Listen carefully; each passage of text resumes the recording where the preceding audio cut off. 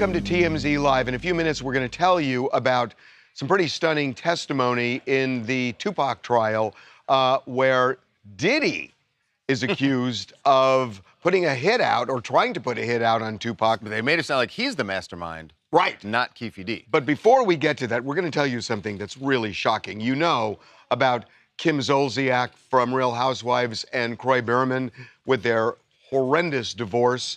Well, now their son, their 15-year-old son, Kroy Jr., is being held without bail on charges of sodomy and aggravated sexual assault. Yes, it's a very troubling case down in Georgia. He was arrested on August 17th, but the incident, the alleged incident, happened back in April. So police have been investigating this for quite some time, and it involves Kroy Jr. and a classmate, someone that it seems he clearly at least knows, but he and she were at a gym in their hometown, and they saw each other. According to the police report, there was some flirty conversation, and then Kroy Jr.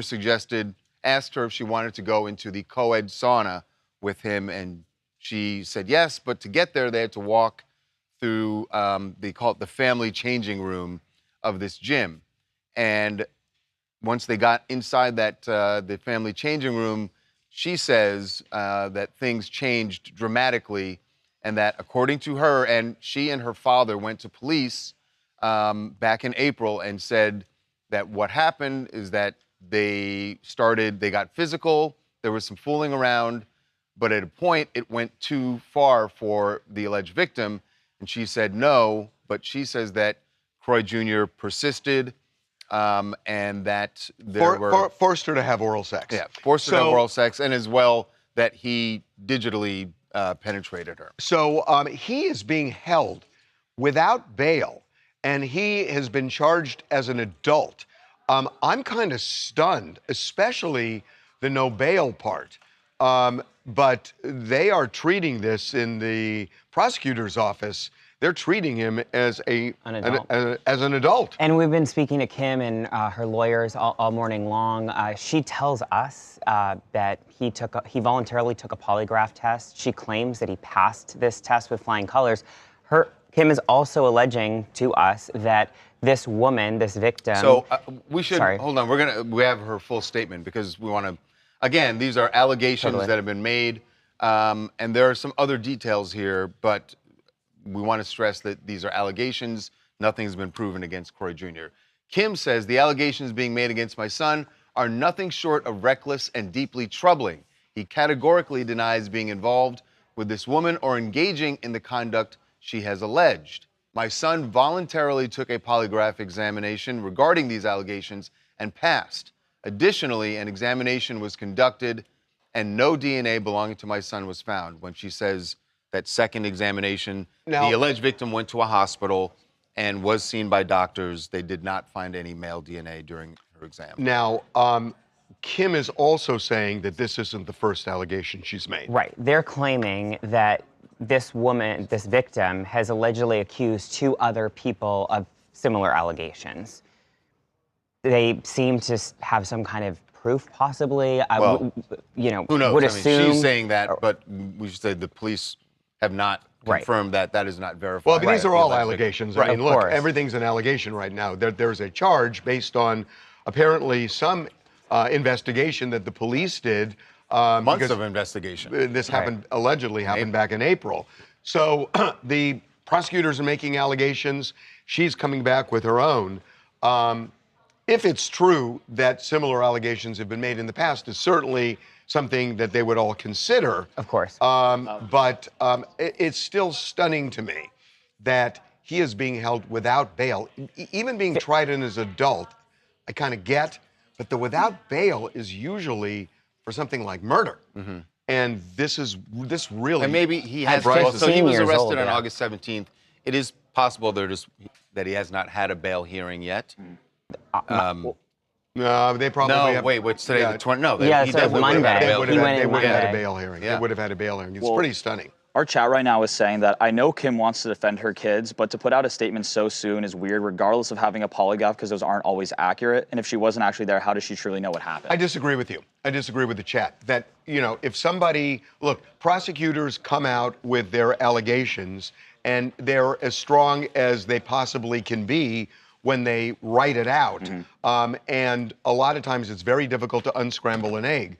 And so we don't know what's going to happen in this case. But I think the idea that, she should remain silent, in the face of allegations, I disagree that you just shut up and wait. It also has not been, didn't just happen. This happened back in Kim and Croy had known about it. Yeah. The police actually contacted Croy in early May, and he told them, look, I have to talk to my ex-wife and we're going to address this. It's unclear to us at this point what exact the investigation, where it went between May and August.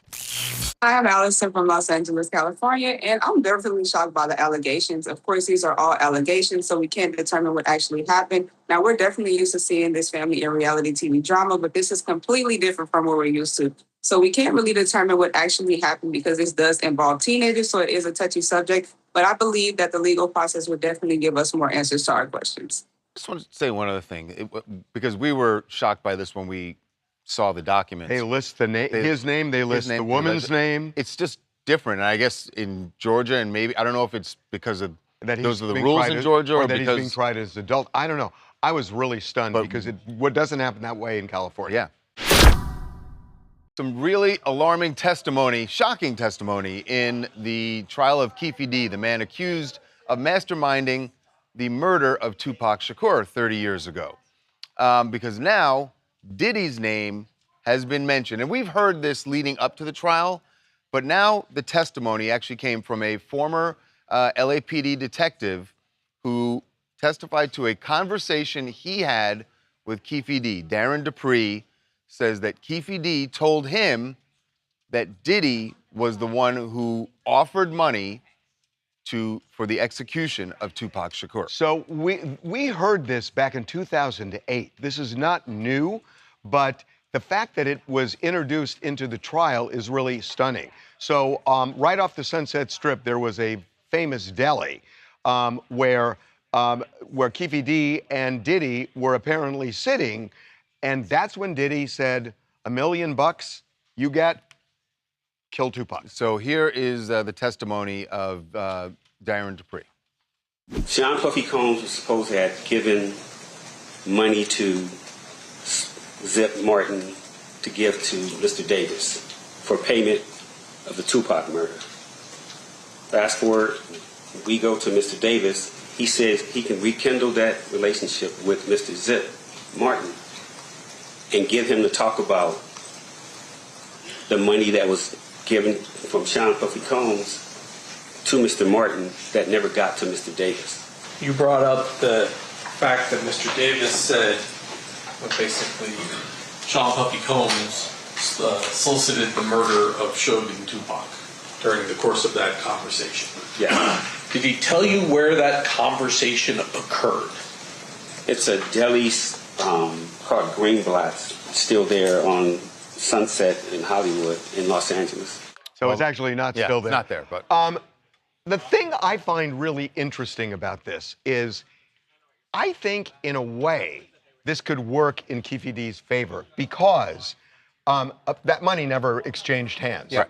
And if it didn't change hands, then Keefe D could say, well, yeah, Tupac was killed, but it was probably Diddy who kind of planned it, because when I wouldn't go, he went somewhere else. He went to someone else. He went to somebody else. So in a way, it raises an alternate theory here where Keefe D could say, look, I was just bragging after that, because I wanted to make money. But Diddy came to me and said this, and if I wouldn't do it, he's going to go to somebody else with $1 million. I think it's a very logical interpretation. I think it's not the most obvious takeaway from it, but I think it's something there. You don't need the most obvious. I guess what I'm saying is reasonable doubt, I guess. Right, but it was the prosecution that called him and not the defense. And I think it helps the defense. Right. At least I would argue that. Oh, well, I would certainly argue it. Except that he didn't take the money. He never got the money. Right. He never got the money. Well, he did. He's going to say he Right, didn't right. take the money. Right. And so if he didn't take the money, listen. It doesn't address the fact that that Keefe D's nephew is the one who allegedly actually pulled the trigger. Now that's a problem. And Keefe D has said that he got at least this is what he has said in the book and in interviews, that he got the gun and gave it to Orlando. But now he's saying that he didn't do that. It was all BS, Yeah. and he was doing it to make money. By the way, Diddy strongly denies this happened. Right. So even though that was the testimony that the detective said that Keefe D told him that, we are told by people close to Diddy, this is absurd. It never happened. No such conversation. No exchange of money. And by the way, they said also, if they're thinking about calling Diddy as a witness in this case, it will be very disappointing for them because he knows nothing about it. Well, then all the more reason the defense is going to raise this as an alternate theory. I completely agree. You don't have Diddy up there. You don't have to worry about Diddy coming up there to testify. Boom. Hi, it's Rachel from Detroit. And when it comes to this whole Diddy story, I feel like a lot of Pac fans always felt that he had something to do with it. At minimum, he manifested it, because if you're speaking it into existence, then, Diddy is powerful. He became a billionaire. It takes a certain type of mind to get to that level. So, yeah, but I'm happy that Pac is close to getting justice, and I hope he can rest in peace. The cop lost his credibility when he said Greenbelt is still open. I didn't want to make light of it, but it's true. He did say that something that is not truthful. So he didn't know. He didn't know. Would they bring it up on cross? Coming up. Well, Brian Hickerson, the longtime boyfriend of Hayden Panettiere, still has not said much. However, his brother Zach, who was also there in the apartment when Hayden died, he is now speaking out, and he is saying a lot about what he encountered that last weekend when he walked into that apartment. Be right back. Well, Brian Hickerson, the longtime boyfriend of Hayden Panettiere, still has not said much. He did have a statement that didn't really have a lot of information in it. However, his brother Zach, who was also there in the apartment when Hayden died, he is now speaking out, and he is saying a lot about what he encountered that last weekend when he walked into that apartment. So on Sunday morning, he left both Hayden and his brother behind to go to church. They were sleeping, and he was at a separate Airbnb. And he was planning on having lunch with them. He was going to have lunch, said they were going to play indoor golf, so then he texted both of them and said, okay, I'm done with church. I'm on my way over. They Nobody didn't respond. responded. He assumed that they had just fallen back asleep, and so he went over to the Airbnb, got in, and he didn't have the code for the actual apartment they were in, so he was knocking loudly. He said, I knocked loudly, which apparently woke Brian up from a nap they were both taking on the pull-out couch bed in the living room. When we went in and tried to wake Hayden up for lunch, we realized she was unconscious. I immediately called 911, and Brian gave her Narcan. We then jointly performed CPR while 911 was on speaker until fire and EMS arrived. At that point, we watched as they tried every measure possible to save her life. So the takeaway from me, at least, is there was Narcan at that place. We have the answer now. We knew that there was Narcan. There was a dispenser for Narcan found there, but we didn't know whether it was EMTs or whether it was Hayden and or Brian. Right. But it was Brian and Hayden that had Narcan in this place. And by the way, a place they had just flown to the day before. So they were apparently traveling with Narcan, or they got Narcan that day. I also didn't know that they were in the same pull-out couch. Right, because the way that when the statement came out from the police attorney. who really the way she they was in a described chair, it, she was in a chair and he was in a bedroom. He was in the bed. But they were together. But the fact that they had Narcan there, and it's all aligning with that she was having struggles, that there was an intervention they had talked about the year before, it's starting. The picture is starting to become clear. Yeah, and just to kind of loop you guys in on this, the reason why that Narcan part was really the focus of the statement is because there has been a ton of podcast hosts and a ton of speculation on social media that the Narcan, people believed the Narcan was used by the brother on his brother Brian, and that Hayden, they didn't have any Narcan left to use on her. So there's just been all these theories that the brother saved his own brother's life and that Hayden was kind of left to pass away. What's interesting is that he said, so Brian, now we know that they were in this, so Brian and Hayden are in this bed. Right. They're both asleep. When Zach knocks at the door, Brian wakes gets up. And but Hayden hasn't moved, and presumably Brian just thinks, oh, she's still sleeping. Right. But this does raise another issue. When did Hayden die? Yeah. That, Right. You know, it Because may have Brian's been, laying in bed next to her. she Doesn't could have know. died the night before. But, We also, don't though, know. it does say that they were taking a nap on the pull-out couch. So it almost seems like she was conscious How would he know in whether the it was a morning. nap or they were asleep? How would he know that? Well, it It's didn't 1 in the say, afternoon. but it didn't That's why say he's anything describing it as a about nap. like that they were asleep in the night before and that he came and that's where they were. Well, he doesn't say. The He only makes thing it I say, seem Charlie, like is it's a lunch nap. the only don't thing know. I'll say is he doesn't say anything about what had happened the night before or where they were. I mean, He they could have gone to bed at 5 in the morning and just started sleeping because, until 1. Because Zach is staying in a separate place from where That's they right. were. Yeah. So we don't know. He wouldn't know what happened the night before. The statement gives us some clarity, but there's still a lot of questions Well, unanswered. we know the DEA is now on the case. We broke that story, and the DEA is on the case not just because, oh, well, there's a tragic overdose of medication. Right. They are looking at what was this medication, which the coroner is going to figure out, but also where did she get it?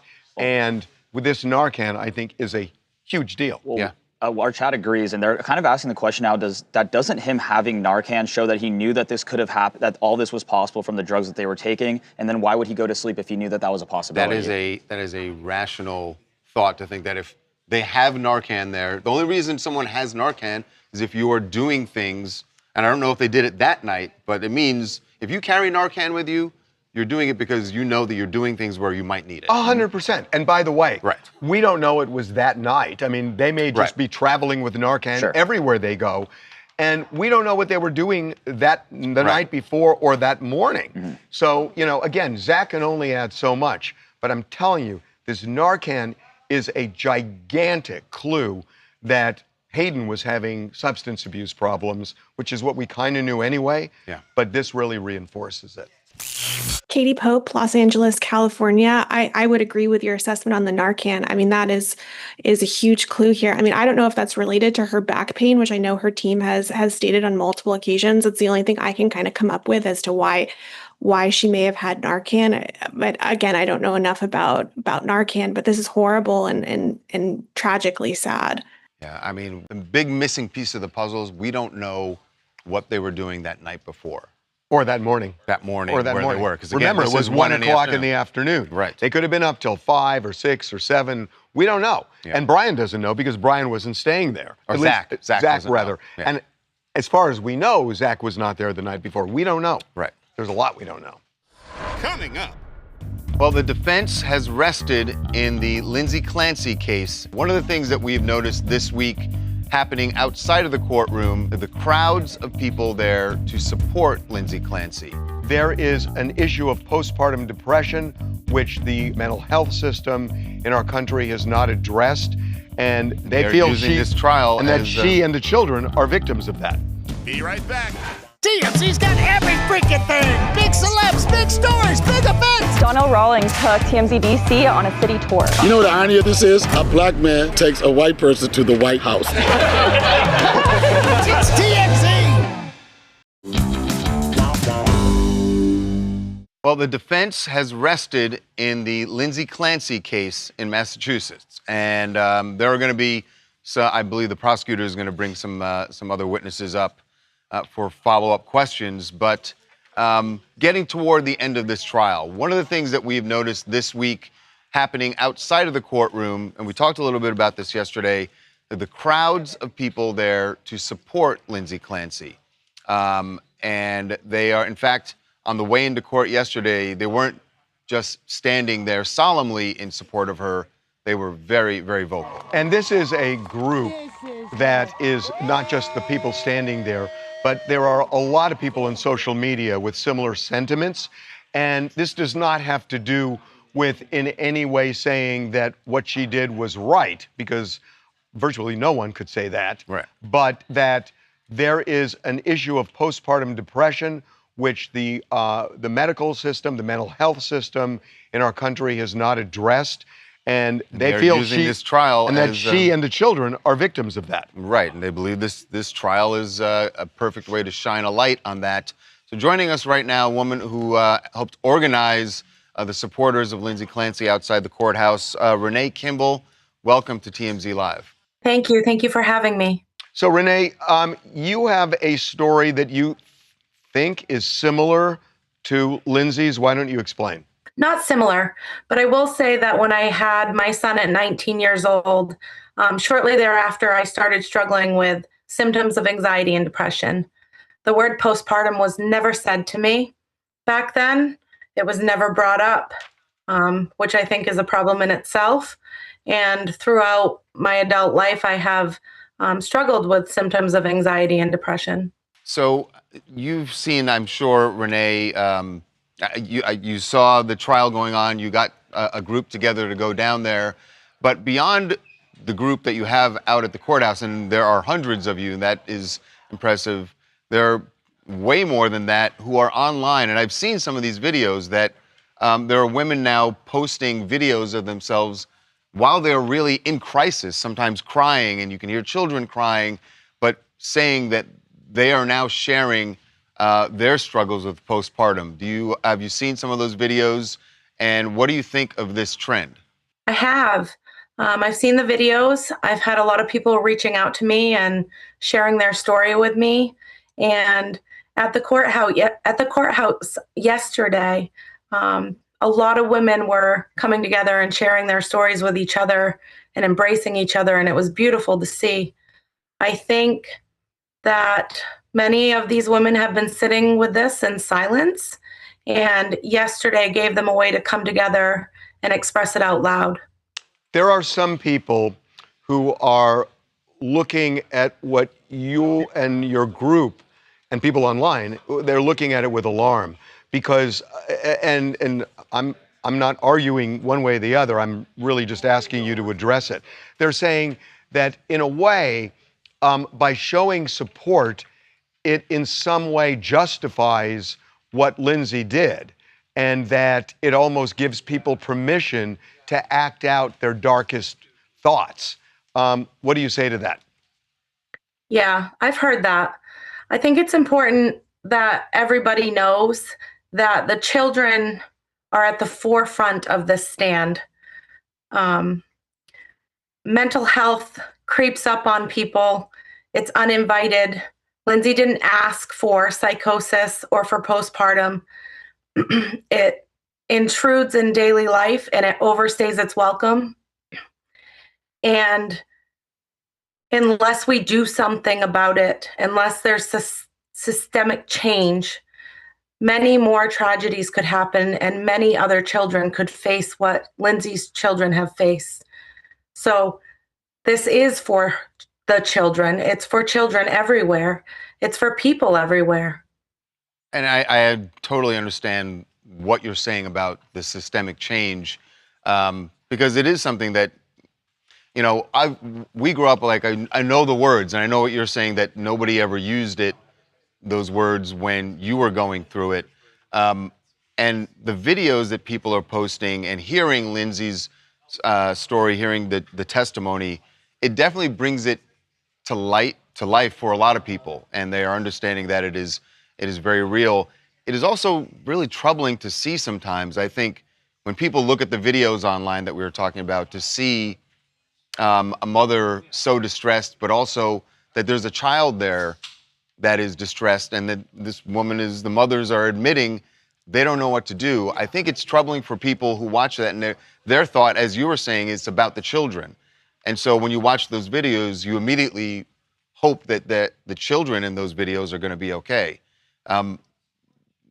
Could you speak to that? Because I know some people, I've seen comments where they say, I feel like I should report this woman to Child Protective Services. Yeah, sure. I think that mothers just come home with their brand new babies and our entire mindsets change. Feedings, diaper changes, making sure they're clean and healthy and happy, and breathing at night. Many of us stay up and watch our children breathe at night. Take care of the home, take care of the husband. That people need to take care of mothers. They need to be able to speak up when they need help.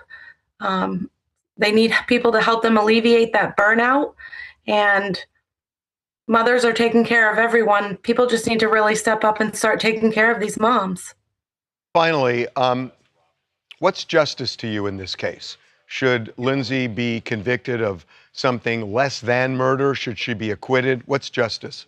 Personally, I think that Lindsay Clancy shouldn't even be on trial right now. I think that the systems of mental health care should be on trial right now. Justice is for Lindsay to get the help that she had begged for, and for her to be able to move on to a future where this doesn't define her, and hopefully where she can help other people who are struggling with what she went through. Well, Renee, we really appreciate you coming on. I know this is a tough subject. Difficult topic, yeah. Yeah. Yeah, I appreciate it. Thank you for having me. All right. Thank you. Coming up. I got to tell you, this rapprochement between Michael Cohen Big French word. and Donald Trump is on a level breathtaking. They became bitter enemies. So now they're back together and they're reflecting on it. Be right back. Welcome back to TMZ Live.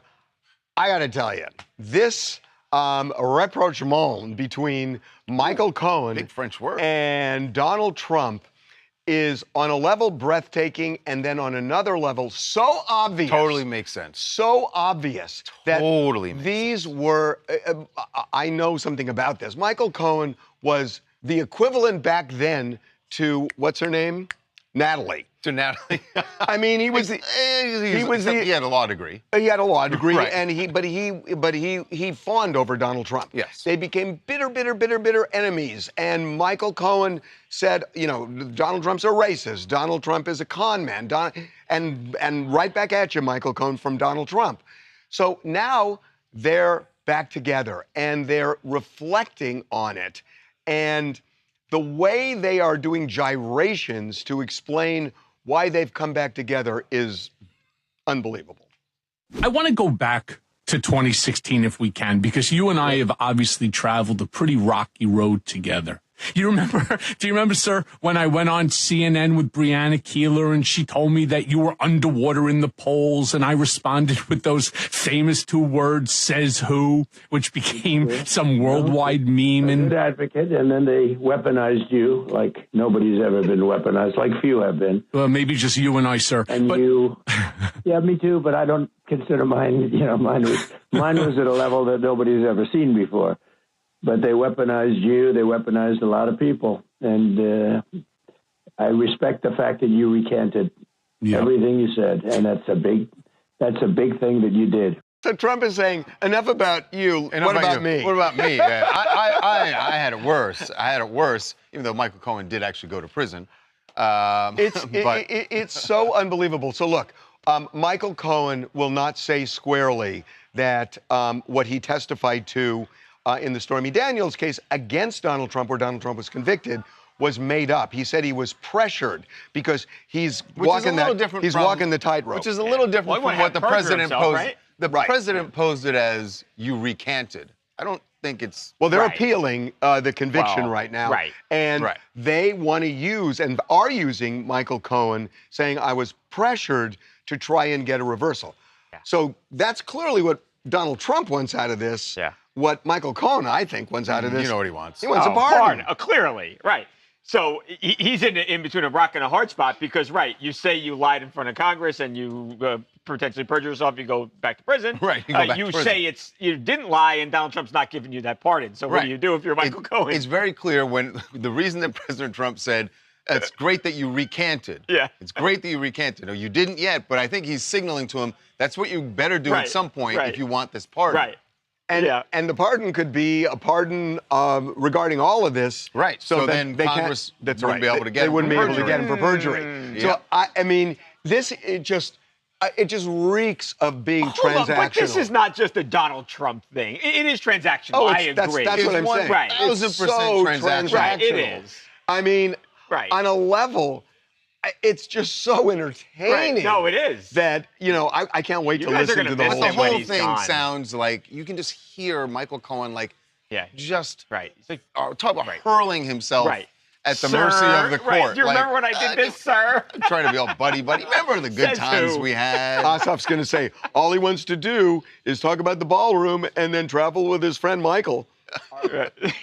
Ray Bay out of Colorado. And I mean, is anybody really surprised that Cohen is willing to kiss Pamper Booty for a pardon?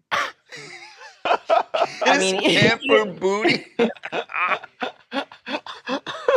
That's what it is, Pamper Booty. Great news for Kenny Chesney. He is not going to have to fork over more than $300,000 in a scam case.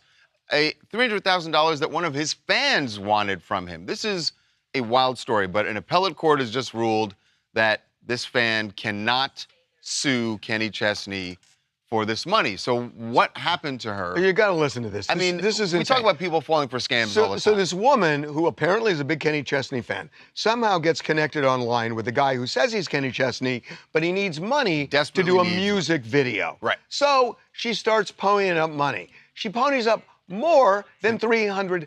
I believe it's $310,000. To a guy that's online who says he's Kenny Chesney. Well, guess what? Kenny Chesney, who is filthy rich, who does not Why would he need be the money. reaching out to a fan? Anyway, on LinkedIn. So, look, first, I feel badly for this woman. I feel badly for her, I do too. feel bad for her. Well, she's so naive. But the wild part is, because people fall for scams, and I do feel bad for people. But she's pinning the blame on Kenny. She wanted to sue Kenny, and in fact, she did sue him. Kenny.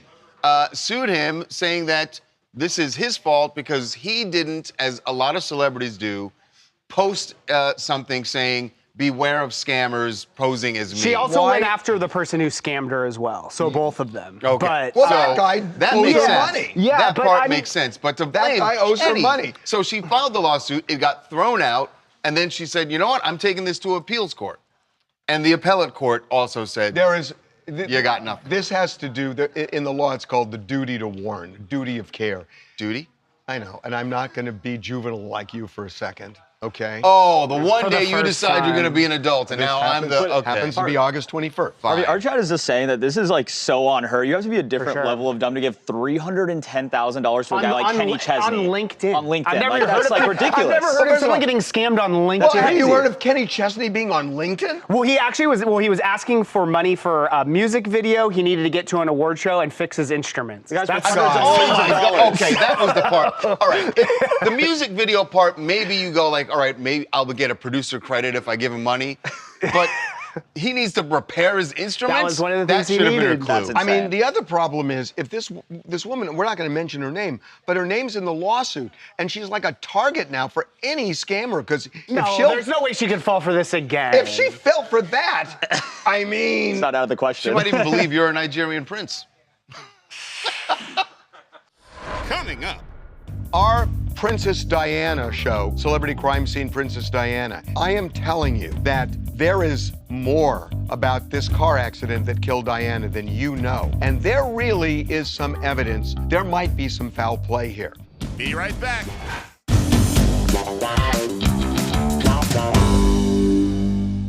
So our Princess Diana show, Celebrity Crime Scene Princess Diana, is now streaming on Hulu.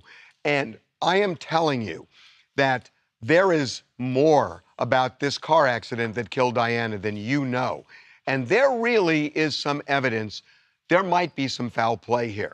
This was always passed off as a drunk driver, Henri Paul, getting behind the wheel and crashing into the 13th pillar in that tunnel. Yeah, but the part about Henri Paul being drunk, even that can be drawn into serious question because, well, here is what we uncovered in the special.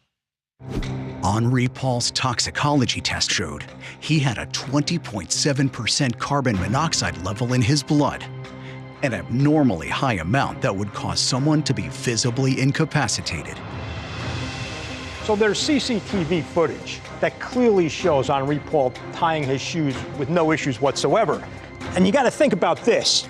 If he's got a 20% carbon monoxide level, there's no way he'd be able to have the mechanical dexterity to tie his shoes, walk down that hallway unimpeded, let alone remain conscious. You'd probably pass out the moment you bent over to do that. That's exactly right. We also know that there were witnesses who say that they walked past him, they did not smell any kind of alcohol on his breath or person, and he appeared absolutely normal, totally sober. The authorities actually came forward and said it's likely that the blood test was contaminated, which would point to the fact of that blood alcohol level being 0.174%, being somewhat illegitimate, yet they still accepted that blood alcohol level as fact. I don't think Henri Paul was drunk at all. I mean, you can hear it right there. This challenges the crux of the storyline that has been peddled to people for years about Princess Diana's death. Henri Paul being drunk behind the wheel, being too drunk to drive, ultimately leading to the crash and death of Princess Diana. But in this documentary, we break down it was very, very likely he probably wasn't even drunk at all due to this contaminated blood test. Now, Jackson, we should say, we know he had 2 aperitifs. He had 2 drinks. Right. That would not render him drunk. You know, I think we got to explain. He could never get behind the wheel and drive. He would be physically incapacitated with the levels. With the carbon monoxide With the carbon monoxide right. level. Take away the alcohol. Right, it just makes no sense.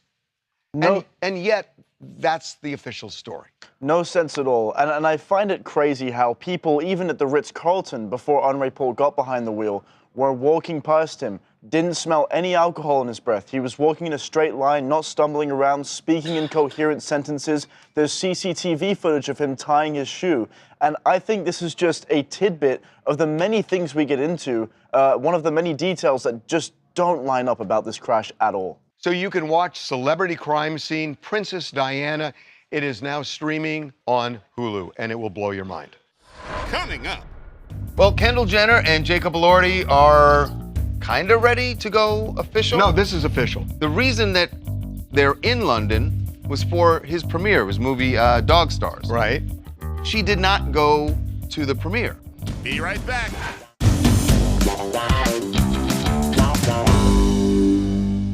Well, Kendall Jenner and Jacob Elordi are kind of ready to go official. No, this is official. Well, there's one thing they didn't do that makes me feel like they're holding off just a little bit. So they were in London. Holding hands. I know, they're holding hands. They went out in London and they went to a restaurant. Definitely. I see your point there, right? There's PDA. Yeah. They're out in public. The photos are being taken, so they're ready to go official. Here's the thing. The reason that they're in London was for his premiere, his movie Dog Stars. Right. She did not go to the premiere. Oh, I think there's a reason. So not going to the premiere, the real official would be, all right, we're walking to the premiere. She didn't go to the premiere because she wants the attention on him. Exactly. Yep. She knows that if they make their first red carpet debut at his it's movie gonna be premiere, about the them dating and yes, her, it's not going to be and about not the movie. movie. And people are going to talk about 1000%. the movie. No, people are going to talk about the They're not. movie They're if they gonna see talk him about them. holding hands, but it'll be that Kendall Jenner and Jake, and it won't be Jacob They'd be Elordi and standing in Kendall front of Jenner. a thing that says the It'll Dog be Stars. Kendall Jenner What and better Jacob promotion? Elordi Okay, make hold on. red carpet debut. Let's have a vote. Who thinks it's not full? No. Who thinks it's not fully? Hold on a second. Get over here. Hey. I need you. You can't do a Newsroom. Just the people happen to be here. Who thinks it's not official yet? What? Okay, even you. Okay, and who doesn't? Oh, all three hands up. We all. Yep. That was the worst poll ever. What the heck? Hi, I'm Lynn. I'm from Washington, D.C. I think Kendall and Jacob look great together, but I don't see it lasting. I feel like... Why not? Why not? Well, I'm with her. Yeah, I feel like he's dating her partly for the career boost, and he will eventually move on to someone else. Wait. Oh, hold on. Actually, I think the other way. I think she's going to be the one who moves on. Wait a minute. That's Kendall's MO. Did you say he's dating her for a career boost? Yeah, definitely. He needs, I feel like he needs... Hasn't he been Oscar nominated? He's like at the top of the game right now. He doesn't need Kendall. I think he does. I mean, I feel like oh my God, Kardashian is like they are huge in Hollywood. I think he needs her. Oh my God. Kardashian power, man. That's crazy. Kardashian power. Wow. Okay, what else do you want to talk about? Hi, I'm Sydney from Houston. I want to talk about Kim's son. Look, this is an incredibly difficult situation, and I really commend the alleged survivor for having the courage to come forward. I can only imagine what Kim and the family are processing right now. But allegations this serious have to be taken seriously, regardless of who your family is. Hopefully the truth comes out and the alleged survivor gets the support that they need during this time. Well, yeah, I mean, they've taken it seriously because they've charged him and jailed him. So it's pretty serious. One more. Hi, I'm Dami from Virginia, and I want to talk about Trump and Cohen. This is just a situation where it shows that, like, never bite the hand that feeds you, and also never burn any bridges. But if I were locked up like Cohen and my ex-BFF had the power to get me released, I would absolutely swallow my pride, kiss him tail, and try to get that friendship back. Like, girlie, don't you remember I used to ride or die for you? Well, the thing is, but the worst he could say is, no. It's not even he did his time. He's out already. But what you just said, I'm not buying. You say don't burn any bridges. They burned that sucker down. Yeah, no, it was burned. Well, it was burned. It was He torched. shouldn't burn any bridges, so Trump should say no. But he's doing his part and at least asking. I would ask. I would at least ask. I don't know. What is the pardon really going to do for Michael Cohen at this point? What if Trump appoints him to something? Well, sure, that could definitely happen. Coming up. Tom Brady, what's the saying? The apple doesn't fall far from the tree. How they grow. They really do. The idea that somebody can be 6'6" and say, I need an extra year to grow more, pisses me off. Be right back.